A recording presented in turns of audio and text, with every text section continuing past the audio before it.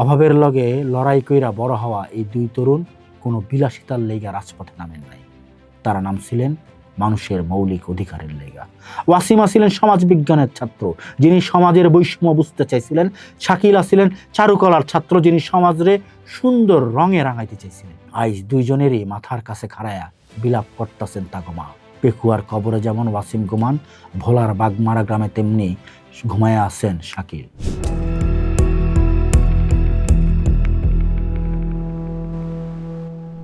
সেই দিন কি প্রকৃতিও জানতো যে একটা পলিমাটির মানচিত্র নতুন করে লেখা হইতে যাইতেছে তরুণ বুকের তাজা রক্তে। 2024 সাল জুলাই মাস। একদিকে বঙ্গোপসাগরের নোনা বাতাস আর পাহাড় ঘেরা চট্টগ্রামের মুরাদপুর, অন্যদিকে ঢাকার ব্যস্ত ইটের অরণ্য মিরপুর। ভৌগোলিক দূরত্ব থাকলেও এক অমোঘ সুতায় বাঁধা পড়ছিল দুইটা প্রাণ। একজনের চোখে আসিল বৈষম্যহীন আগামীর স্বপ্ন, অন্যজনের হাতে আসিল আতঙ্কিত না হইয়া সংগঠিত হওয়ার দৃপ্ত আহ্বান। তারা জানতো এই পথ মৃত্যুর, এই পথ ফিরা না আসার। তারা জানতেন এই লড়াইয়ে ফেরা হইব না আর মায়ের কোলে। তবুও তারা পিছায়া যান নাই। চট্টগ্রামের প্রথম শহীদ ওয়াসিম আকরাম আর ঢাকার রাজপথের লড়াকু শিল্পী জুলফিকার আহমেদ শাকিল। এই দুই বীরের আত্মদান আজ নতুন বাংলাদেশের এক অবিনাশী মহাকাব্য। 16 জুলাই 2024। চট্টগ্রামের মুরাদপুর মোড় তখন একটা রণক্ষেত্র। দুপুরের রোদে তখন আগ্নেয়াস্ত্রের গর্জন আর স্লোগানের লড়াই।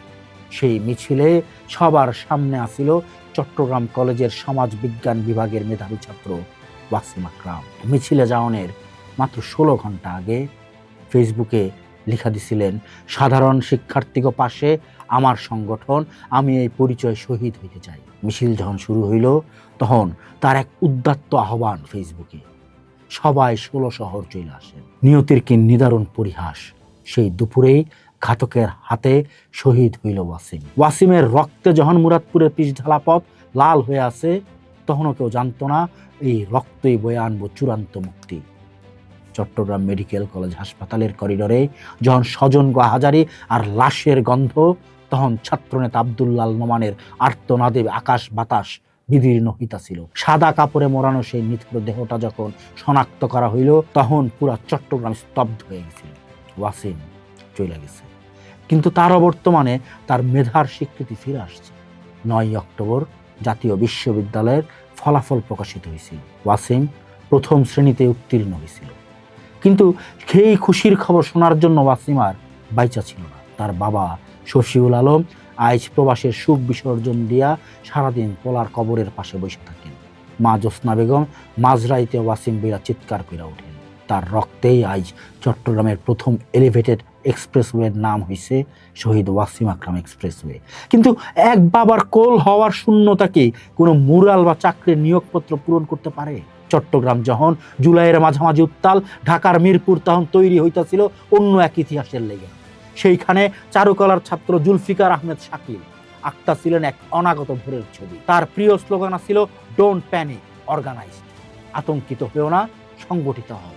শাকিল কেবল রাজপথের যোদ্ধা ছিলেন না, তিনি আছিলেন সুবিধা বঞ্চিত শিশু শাকিল ভাই। মিরপুরের আমাদের পাঠশালার সেই ছোট্ট ঘরে তার বই আর ধুলা জমা গিটারটা আইজও সাক্ষ্য দেয় এক স্বপ্নবাজ জীবনে। শহীদ হওয়ার 11 দিন আগে শাকিল এক কবিতায় লিখছিলেন, মানচিত্র আজ মৃত্যু নগরী, আর্তনাদ জমেছে পতাকায়, তাজা প্রাণ মূল্যহীন, আমি পেয়েছি স্বাধীনতা নামে বুলেটের আঘাতে শেষ নিঃশ্বাস। 4 আগস্ট যখন স্বৈরাচারের শেষ মরণ কামড় চলতেছে, শাকিল তখন মিরপুর 10 নম্বর গোল চত্বরে মায়ের বাধা উপেক্ষা কইরা বাইরে ছিল মুক্তির খোঁজে। মাথায় 2টা গুলি বিদ্ধ, রাজপথে লুটায়া পড়ার পর 7 আগস্ট হাসপাতালে শেষ নিঃশ্বাস ত্যাগ করেন শিল্পী। শাকিলের মা আয়েশা বেগম আজ এক জীবন্ত লাশ। বরফ ছেলেটা বড় হইয়া অভাবের সংসার গুছাইব, এই স্বপ্ন বুলেটে পিষ্ট হয়ে গেছে। সম্প্রতি একটা অনুষ্ঠানে পোলার স্মৃতিচারণ করতে গিয়ে তিনি যখন মঞ্চে উঠে অজ্ঞান হয়ে যান, তখন উপস্থিত সবার চোখ অশ্রুসিক্ত হয়ে ওঠে। শাকিলের রক্তে আজ বাংলাদেশের মানচিত্র এক নতুন রং লাগছে, স্বাধীনতার রং। ওয়াসিম আর শাকিল দুইজনেই আছিলেন পরিবারের মেরুদণ্ড। অভাবের লগে লড়াই কইরা বড় হওয়া এই দুই তরুণ কোনো বিলাসিতার লেগা রাজপথে নামেন নাই। তারা নামছিলেন মানুষের মৌলিক অধিকারের লেগা। ওয়াসিমা ছিলেন সমাজবিজ্ঞানের ছাত্র, যিনি সমাজের বৈষম্য বুঝতে চাইছিলেন। শাকিলা ছিলেন চারুকলার ছাত্র, যিনি সমাজরে সুন্দর রঙে রাঙাইতে চাইছিলেন। আজ দুইজনেরই মাথার কাছে খাড়ায়া বিলাপ করতেছেন তাগমা। পেকুয়ার কবরে যেমন ওয়াসিম ঘুমান, ভোলার বাগমারা গ্রামে তেমনি ঘুমায়া আছেন শাকিল। পার্থক্য শুধু একটাই, ওয়াসিম শহীদ হওয়ার আগে কইছিলেন 16 সহজ চলে আসেন, আর শাকিল কইছিলেন আতঙ্কিত না হইয়া সংগঠিত হন। এই দুইটা বার্তাই আসছিল ছাত্র জনতার গণ অভ্যুত্থানের মূল শক্তি। একজনের রক্তে চট্টগ্রামের আন্দোলন বেগবান হয়েছে, অন্যজনের রক্তে ঢাকার পতন ত্বরান্বিত হয়েছে। শহীদ ওয়াসিম আকরাম আর শহীদ জুলফিকার আহমেদ শাকিল আজ কেবল দুইটা নাম না, তারা এক একটা চেতনা। যেই চেতনায় 16 জুলাই মুরাদপুরের বাতাস ভারী হয়ে ওঠে, যেই চেতনায় মিরপুরের রাজপথ আজও শাকিলের গিটারের সুর খোঁজে। এই দুই বীরের স্বপ্ন ছিল একটা বৈষম্যহীন বাংলাদেশ। তারা তাগো জীবনের শেষ রক্তবিন্দু দিয়া সেই বাংলাদেশের ভিত্তিপ্রস্তর স্থাপন করে গেছেন।